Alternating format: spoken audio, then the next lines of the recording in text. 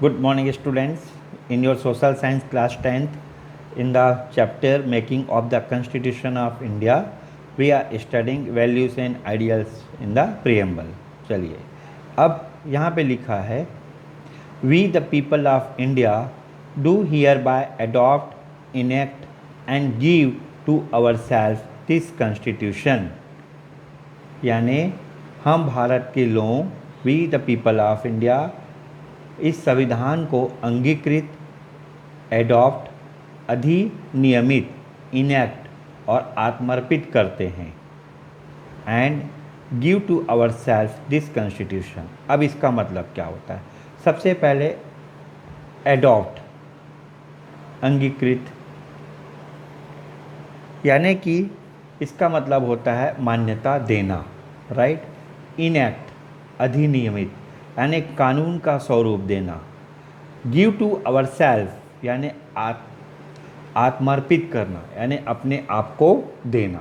याद रखना, मान्यता देना, कानून का स्वरूप देना और अपने आप को देना। किसको देना? मान्यता दिए सबसे पहले, फिर कानून का स्वरूप दिए और किसको दिए? अपने आप को दिए। We the people of India do hereby adopt, enact and give to ourselves this constitution, right? Ab this phrase means that the people of India have joined hands to write the constitution for all the free citizens of the country, and it was not given to them by any king, government or foreign power. इसका मतलब है यह वाक्यांश phrase we the people of India समस्त भारत के स्वतंत्र नागरिकों का प्रतिनिधित्व करता है। हमें यह संविधान किसी राजा, सरकार या विदेशी शासक ने नहीं दिया है, वरन समस्त भारत की जनता ने मिलकर अपने आप के लिए बनाया है। Hence the people are the source of all authority. यह इसका मतलब यह है कि जनता ही इस देश की सर्वोच्च शक्ति है। The phrase clarifies 3 points. अब यह वाक्यांश 3 अर्थ स्पष्ट करता है। देखिए, पहला, that the people of India established democracy with the constitution, यानी संविधान के द्वारा हम भारत के लोगों के लोकतंत्र की स्थापना करते हैं। That the creators of the constitution are the people, hence the constitution represents the will of the people, it is the outcome of the wishes of the people। इसका मतलब संविधान के रचनाकार, क्रिएटर, जनता और जनता के प्रतिनिधि हैं और यह संविधान जनता की इच्छा का परिणाम है। थर्ड पॉइंट है that the ultimate sovereign power, यानी अंतिम संप्रभुत्व शक्ति, right, that the ultimate sovereign power in a democracy and constitution lies with the people, यानी लोकतंत्र और संविधान की अंतिम शक्ति भारत की जनता में निहित है।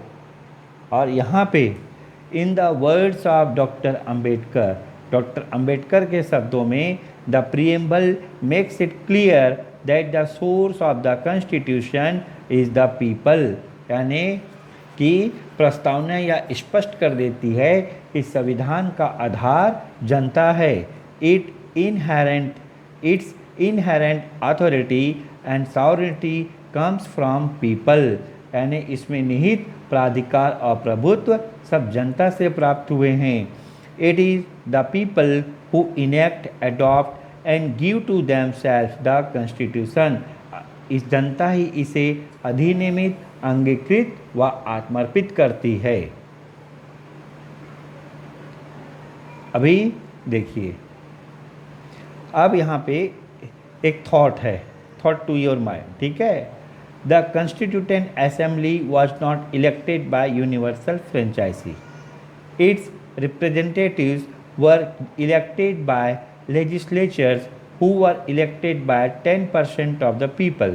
So, do you think it was proper to use the phrase "we the people"? And what methods did the Constituent Assembly use to ensure that all the Indian people participated in drafting the constitution.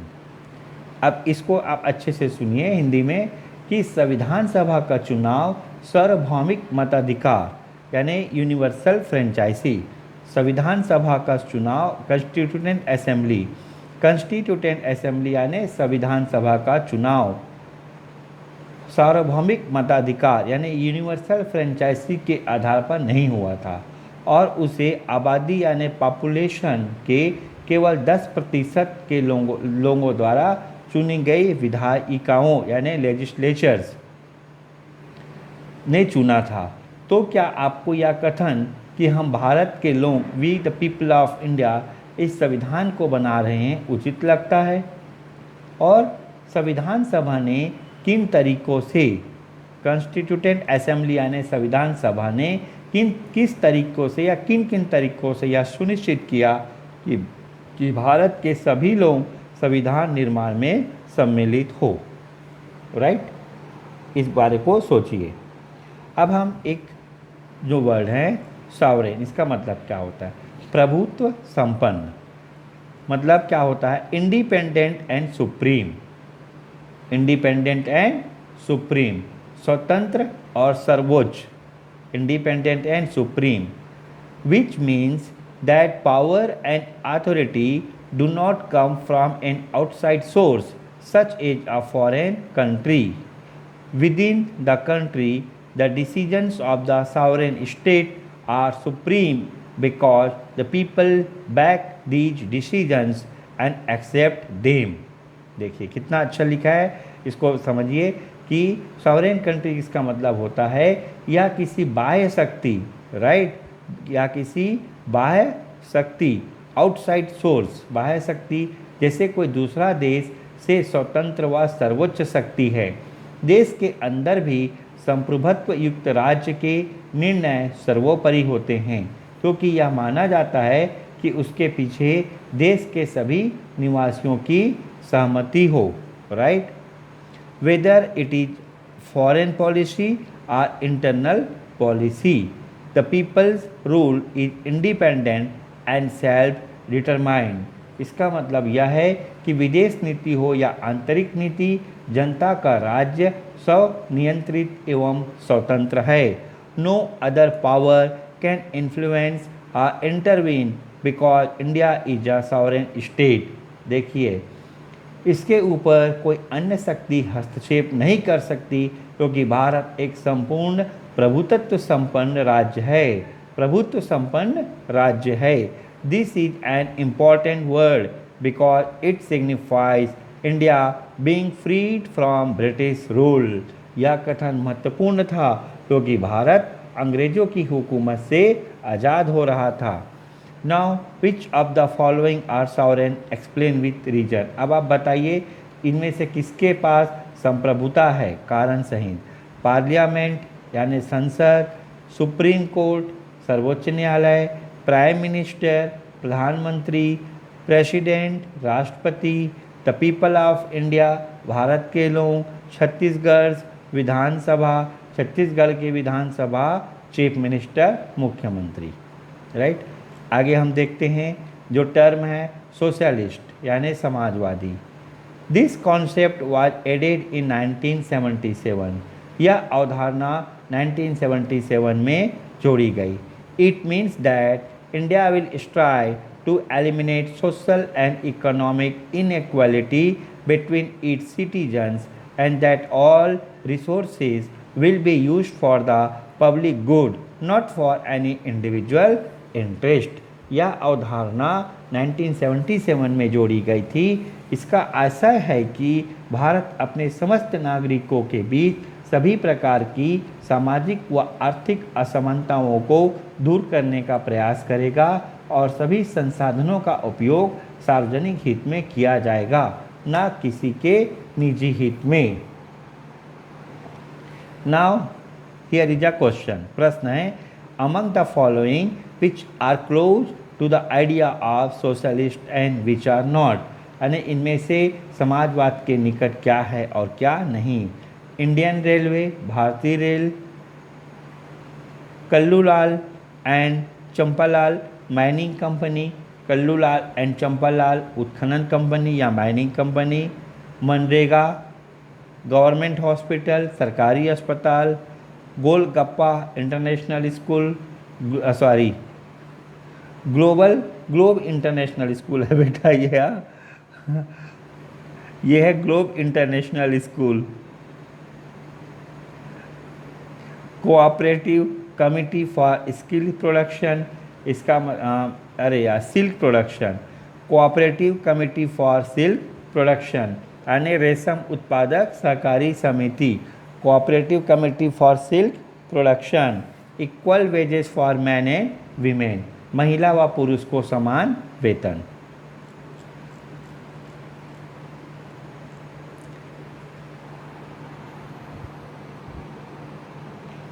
Now the third point, secular, पंथ निरपेक्ष. What is the meaning?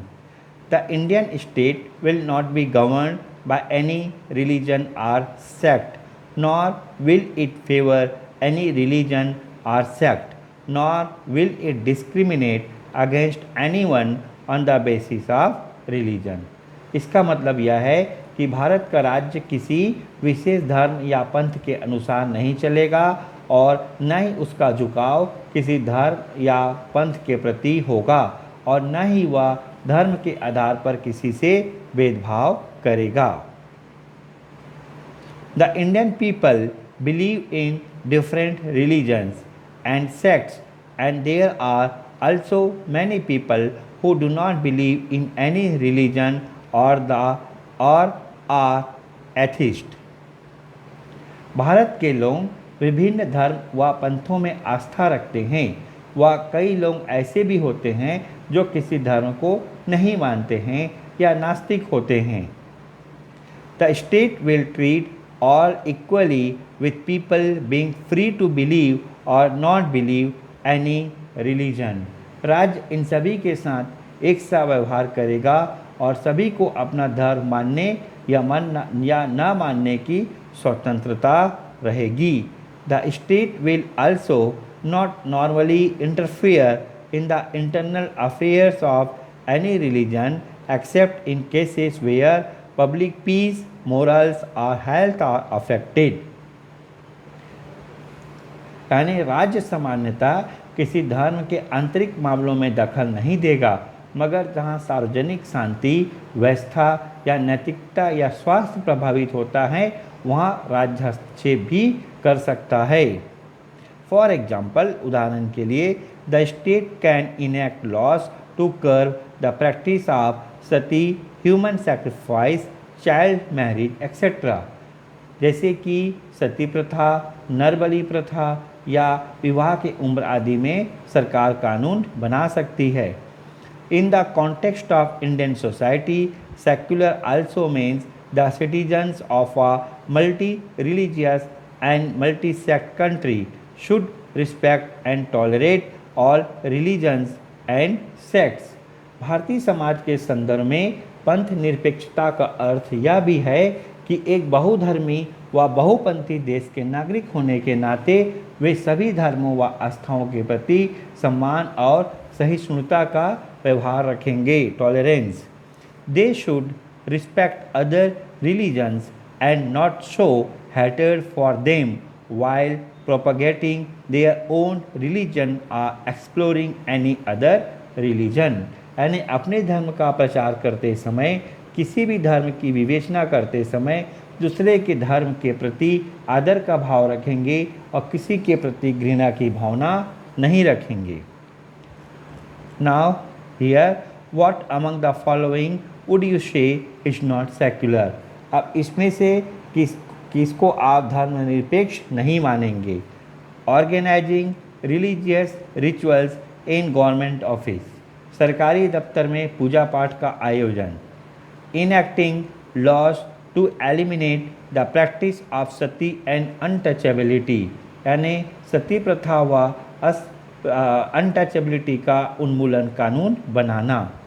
Enacting a law to ensure that the president belongs to a particular religion, यानी कि ऐसा कानून बनाना जिसमें राष्ट्रपति किसी धर्म विशेष का ही हो।